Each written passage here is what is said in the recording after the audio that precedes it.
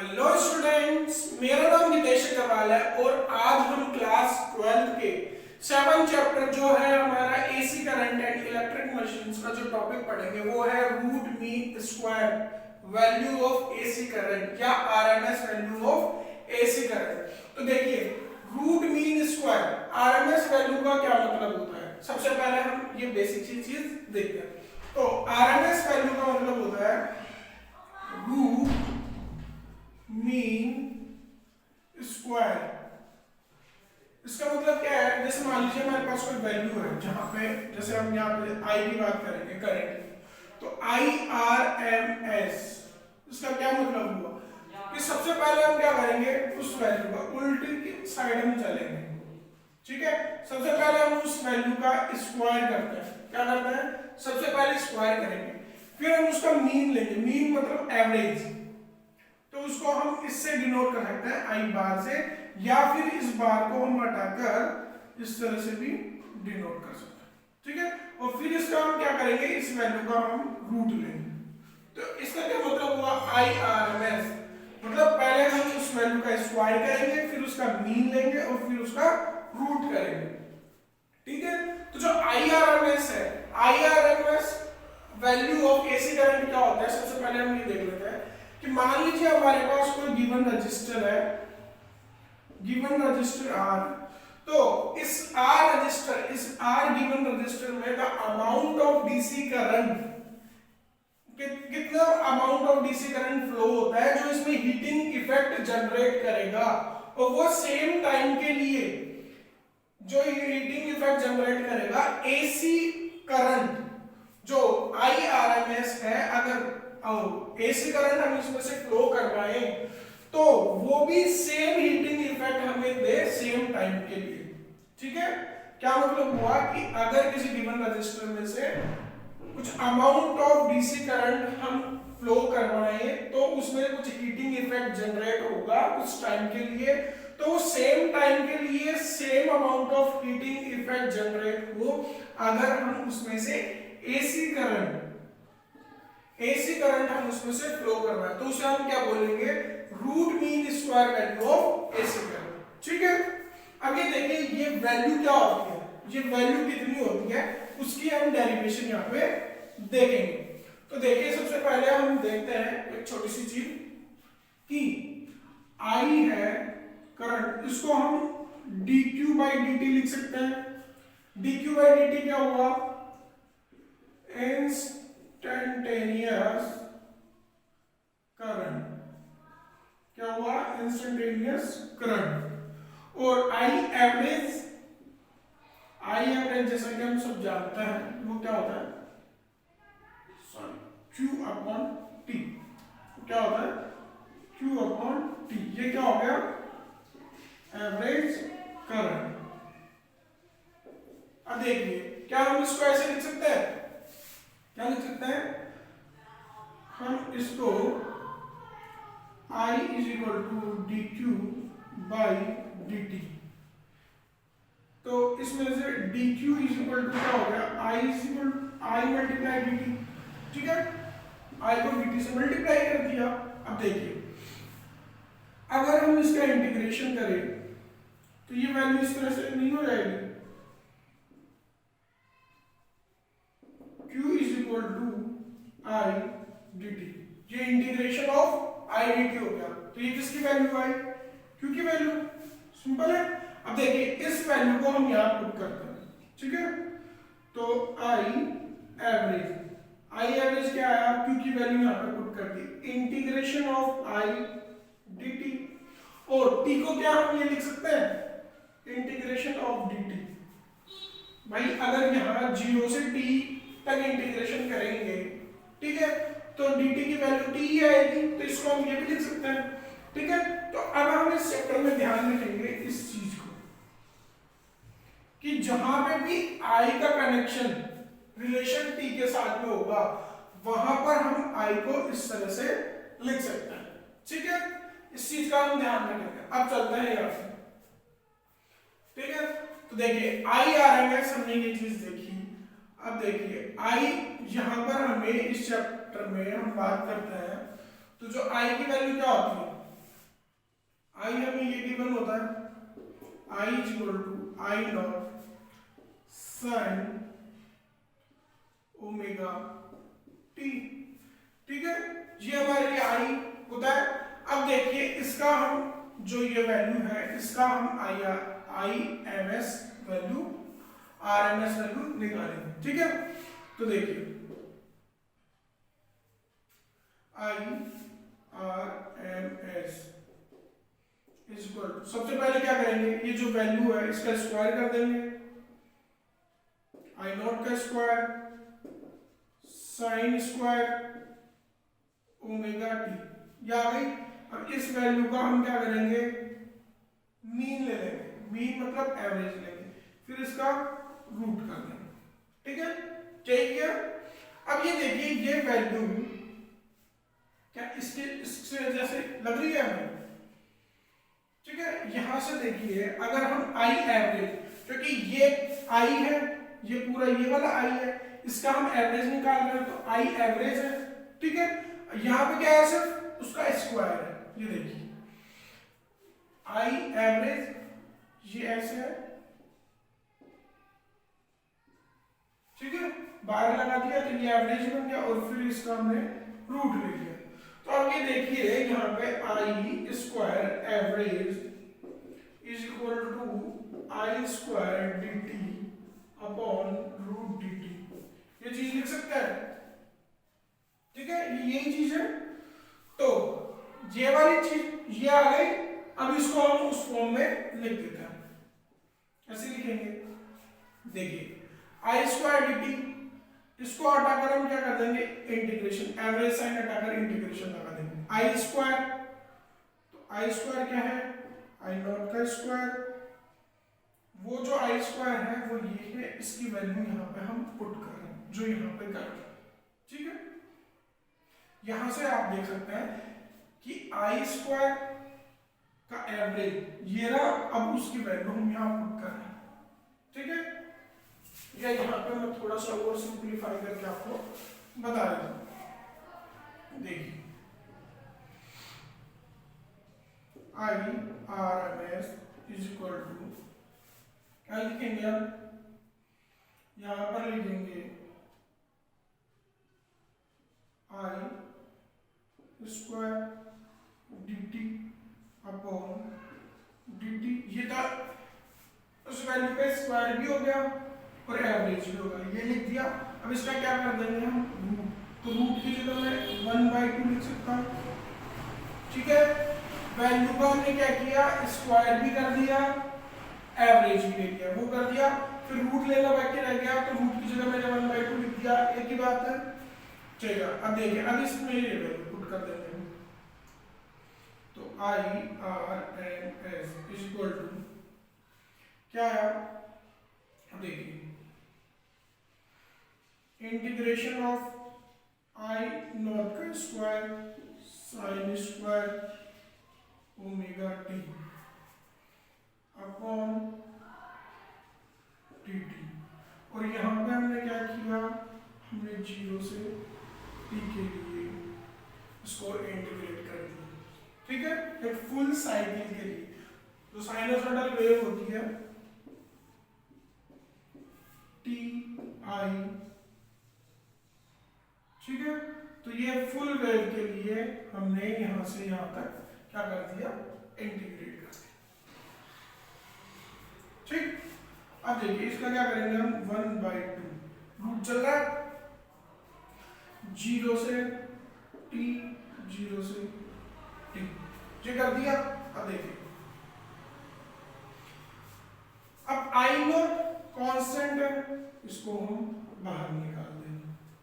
ठीक है, अब जो साइन स्क्वायर डब्ल्यू टी है, तो देखिए हमने एक मैथ में देखा होगा, मैथ में क्या देखा है आपने कि जो वैल्यू किसकी होती है, साइन की, तो साइन स्क्वायर क्या होता है, 2 sine square theta equal to 1 minus 4 2 theta, ये होती है।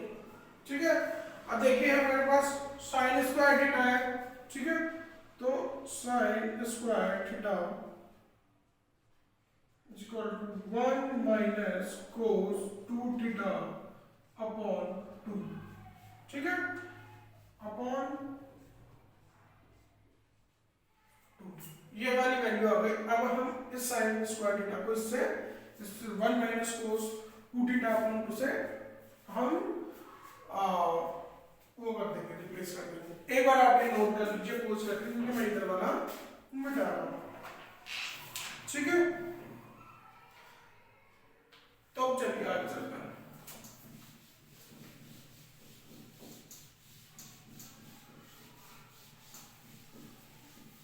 अब देखिए,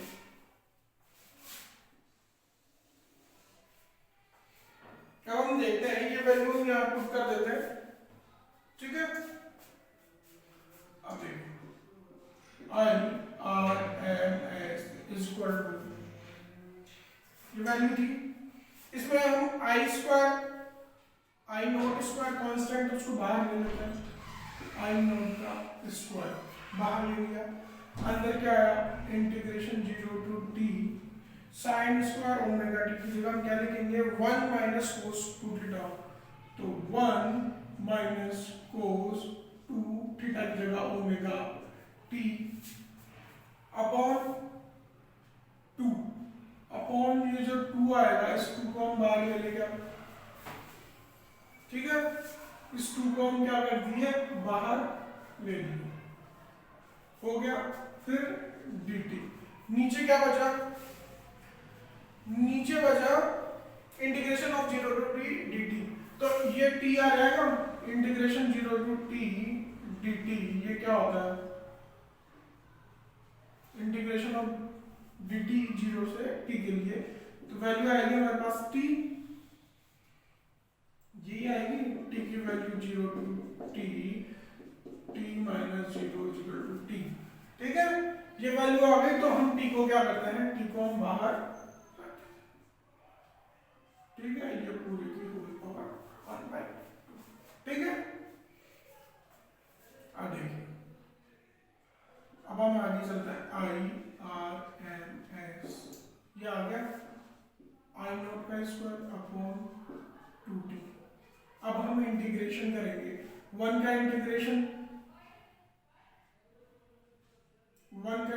हो गया t, ठीक है, 1 का इंटीग्रेशन t में वही सेम चीज जो अभी हमने देखी थी 0 से t, इधर लिख देता हूं, integration of 0 to t dt, dt ये क्या हो जाएगा, t, इसकी वैल्यू हमने 0 से t रखी, वैल्यू आई t, ठीक है। तो वही चीज यहाँ पे आ गई, ये इससे मल्टीप्लाई होगा 1 dt और सेम चीज आ जाएगी, तो t हो गया। अब देखिए इसको इससे हम अब इसका देखेंगे माइनस कोस 2 ओमेगा t, तो क्या हो जाएगा साइन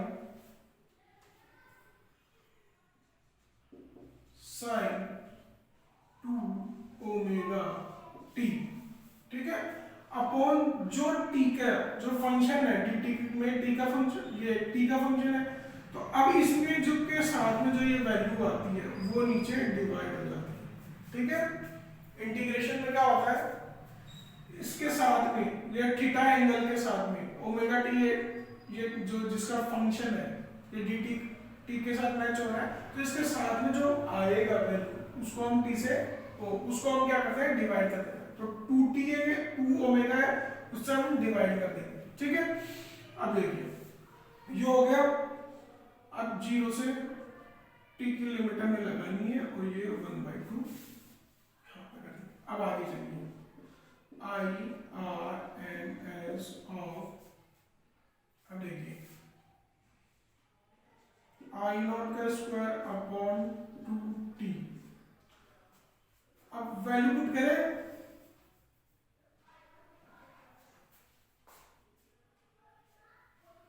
हाँ तो यहाँ पे हम ऐसे t लिख देते हैं ना, क्या लिखते हैं, अब ये वैल्यू पुट कर देंगे, तो t माइनस 0, ये तो यहाँ का हो गया। अब आगे चलता है sine 2 omega t upon 2 omega, minus minus minus plus हो जाएगा, ठीक है, पहले हम इसको इसके ऊपर ये वैल्यू रख रहे हैं, यहाँ पे इसके ऊपर वैल्यू रखेंगे, अब यहाँ पे इस तरह से अभी हम ये, अब देखिए साइन 2 ओमेगा 0, ये क्या है 0 अपॉन 2 ओमेगा, आ गया ये फर्स्ट ब्रैकेट, ये दूसरा ब्रैकेट, ये तीसरा ब्रैकेट और 1/2। ठीक है, ये चीज समझ में आई। ये वैल्यू, ये लिमिट्स हमने पहले इस पे लगाई t-0, फिर अब ये वैल्यू हम यहाँ पे लगा रहे हैं, ये वाली चीज तो यहाँ से आ गई। ठीक है, लिमिट्स लगा दी। अब इस पे माइनस ये जो था, पहले t की वैल्यू यहाँ पे पुट कर दी और फिर 0 की वैल्यू यहाँ पुट कर दी। अब देखिए साइन 0, ये वैल्यू चली गई 0।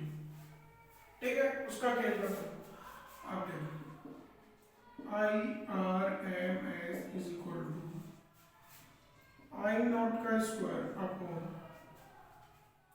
2t, t minus sine 2 omega t upon 2 omega, ये बच गया सर पावर 1/2। अब देखिए आपने एक और चीज देखी होगी, क्या देखी होगी, जो एंगुलर वेलोसिटी होती है वो क्या होता है थीटा अपॉन टी। ठीक है, 11th क्लास में आपने देखा होगा।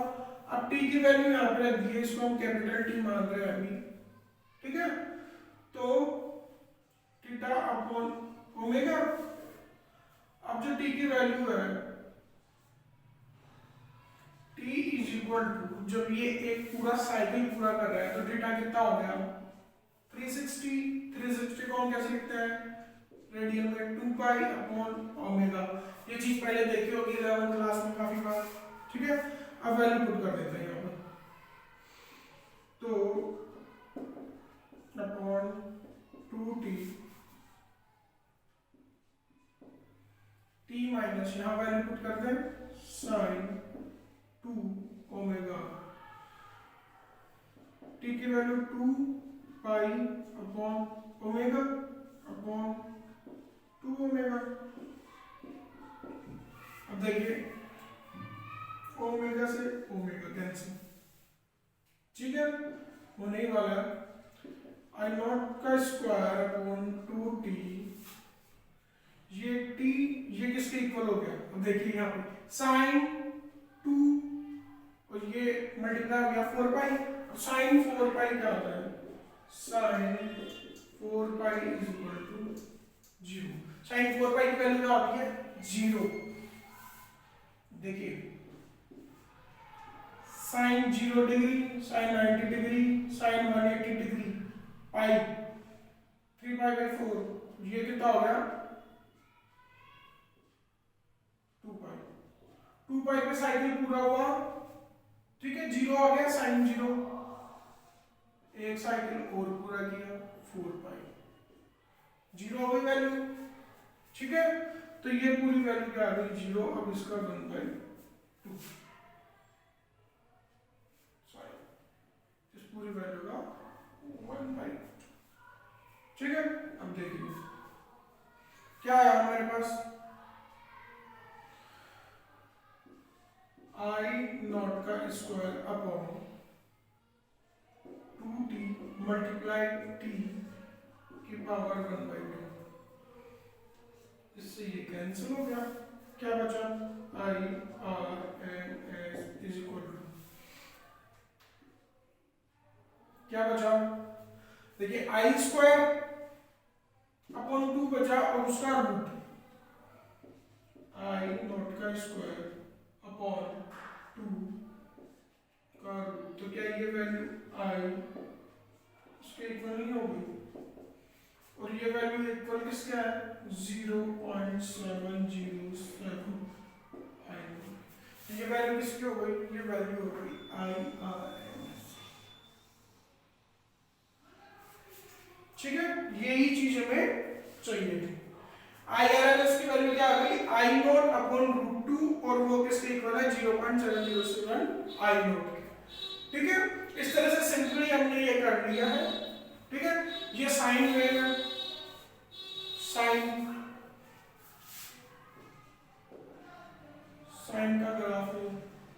ठीक है, ये वैल्यू 0, ये क्या बोलते हैं पाई, ये 2 पाई, ये 4 पाई।